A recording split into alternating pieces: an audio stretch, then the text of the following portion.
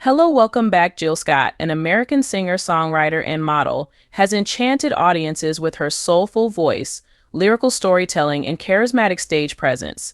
Born and raised in Philadelphia, Pennsylvania, Scott's journey to fame was as remarkable as her talent. Her story reflects the dreams, struggles, and triumphs of a woman who embraced her uniqueness and transformed her love for music, poetry, and teaching into an artistic legacy that continues to inspire. Jill Scott was raised as an only child by her mother and grandmother in North Philadelphia, a vibrant neighborhood filled with culture, history, and community.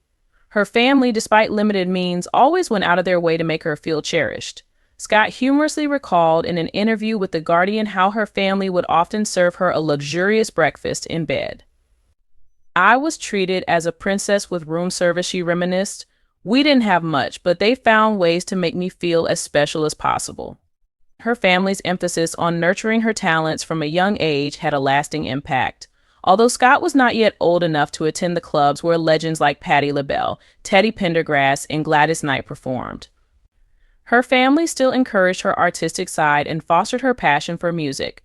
Recalling these formative years, Scott once told NPR, "So much of who I am is because of the music of Philadelphia." Her mother often took her to Ortlieb's, a famous jazz venue in Philadelphia. Though Jill wasn't technically allowed inside, her mother would hide her behind a chair, enabling her to experience live music from some of the best local artists. Scott vividly remembers how Philadelphia audiences were known for their high standards and weren't shy about giving feedback.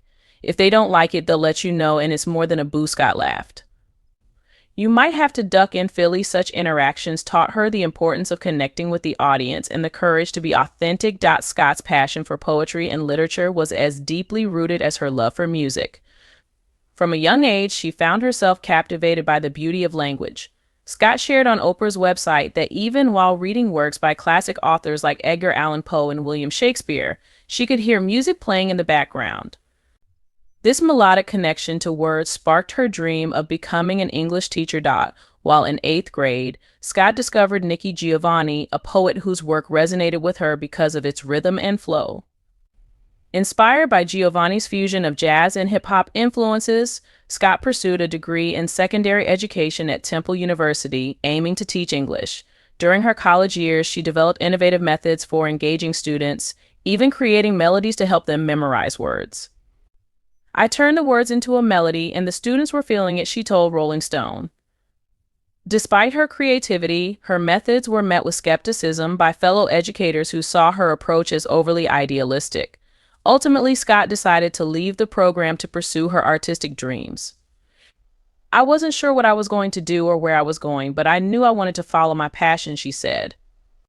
Her courage was soon rewarded with an unexpected call that led her to a remarkable opportunity. Scott's first big break came as a spoken word poet, a medium that allowed her to showcase her talent in a unique way. She often performed at Philadelphia's poetry slams, where she would eventually cross paths with Amir Thompson, better known as Questlove, drummer for The Roots. Their first encounter was memorable for Questlove, who later recounted on his Questlove Supreme podcast how Scott's fiery spirit left an impression. At the time, Scott and Questlove's roommate had been unknowingly dating the same man. Upon discovering this, Scott joked about seeking revenge, an audacious remark that left Questlove scared of this woman forever. Scott and Questlove continued to run into each other at poetry events, with Scott once bringing the house down with an impromptu rendition of Jodeci's Freak in You from the back of the room. Impressed by her performance, Questlove asked if she was a songwriter. Though she hadn't written much at the time, Scott boldly replied yes. Her answer led her to a collaborative opportunity with The Roots, culminating in her work on their Grammy-winning song, You Got Maine. The song became a milestone in Scott's career. And from that point forward, there was no looking back. Before fully establishing herself as a singer-songwriter, Scott pursued a career in theater. She began as the oldest intern at Philadelphia's Art and Theater Company, working long hours doing everything from building sets to sweeping floors. Her dedication paid off when she was eventually accepted into the Canadian touring production of Rent. Performing 8 shows a week, Scott found herself constantly challenged. "I wanted to do something different every day. But theater doesn't work that way," she later told Oprah.com. Despite the rigid routine, Scott gained valuable experience that would inform her musical performances. However, the demanding schedule eventually took its toll, and Scott made the difficult decision to leave the tour to explore other opportunities. Looking back, she called this choice the best mistake she ever made. Part of me wishes I had continued because it might have made me a stronger actress, she said. But leaving allowed me to focus on my music, and a year later, I released my first album. Scott's debut album, Who is Jill Scott? Words and Sounds Vol. 1 was a game changer for both her career and the neo-soul genre. Collaborating with DJ Jazzy Jeff, a friend and mentor, she meticulously crafted a body of work that showcased her lyrical depth and vocal range. Scott's decision to withhold her image from early marketing materials was deliberate. "I'm not interested in being commodified," she told Rolling Stone. "I don't want to be sold. I'm not a slave." The album featured 52 songs initially, which Scott painstakingly whittled down to a final selection. She explained that the chosen tracks were her favorites rather than songs tailored for commercial success. "If nobody bought it, I wanted to be able to listen to it and still feel proud," she said. The album went on to receive critical acclaim, introducing the world to Scott's authentic artistry and setting a high standard for neo-soul. Scott has always been outspoken about social issues, particularly when it comes to the representation of Black women in media. During the 2006 Essence Festival's Who Are You Calling a Hoe? Sisters Take Back Our Sex panel, she criticized the degrading portrayals of women in music videos. Speaking alongside actor Shamar Moore and former video vixen Karine Steffans, Scott argued that it's about choosing what we will allow in our lives. She urged her fans to boycott artists whose work perpetuates stereotypes, using the power of consumer choice to influence change. "We have the power to alter events by refusing to support artists who disrespect us," she declared. Jill Scott's personal life has been as eventful as her career. In 2008, she surprised fans by announcing her engagement to drummer Lil Jon Roberts during a Carnegie Hall performance. Shortly after, the couple revealed they were expecting a child. Reflecting on her journey to motherhood, Scott once shared that she had struggled with infertility, which made the pregnancy feel miraculous. "I thought I couldn't conceive, and I had prepared for the worst," she revealed.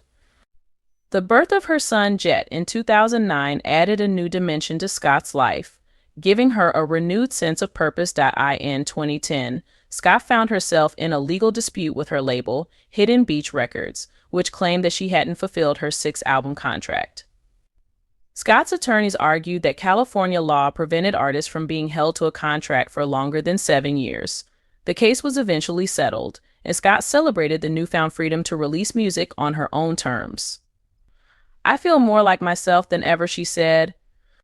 Her 4th album, The Light of the Sun, marked the beginning of a new chapter as an independent artist, allowing her to pursue creative projects that aligned with her vision. One of Scott's most enduring friendships is with fellow neo-soul artist Erykah Badu, though their relationship initially had a rocky start.